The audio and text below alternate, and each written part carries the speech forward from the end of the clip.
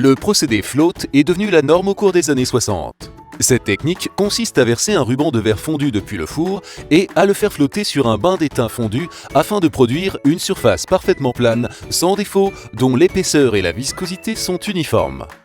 La ligne mesure 500 mètres au total. Tout commence par l'atelier de composition. 4 matières premières entrent dans la composition du verre. Du sable, de la soude, de la chaux et du calcin. Ces matières premières sont ensuite fondues dans le four à 1550 degrés pour éliminer toutes les bulles et impuretés. Le verre fondu provenant du four s'écoule à la surface d'un bain d'étain fondu sous atmosphère contrôlée. Le verre se répand sur l'étain, formant un ruban d'épaisseur et de viscosité uniforme.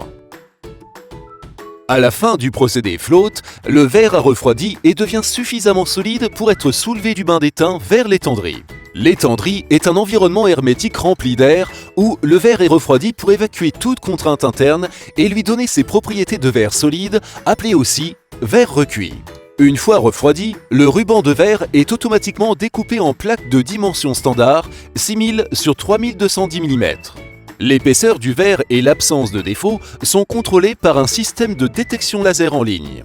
Chaque plaque est soulevée à l'aide de ventouses, puis une fine couche de poudre de lucite est diffusée sur les faces entre les plaques de verre pour éviter les rayures pendant le transport. Le verre est prêt à être stocké ou directement envoyé au client.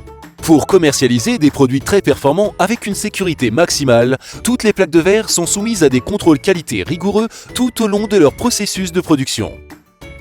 Plus que jamais, Saint-Gobain est à l'avant-garde de son secteur avec des verres innovants conçus pour les applications les plus contraignantes. Saint-Gobain, des vitrages qui changent la vie.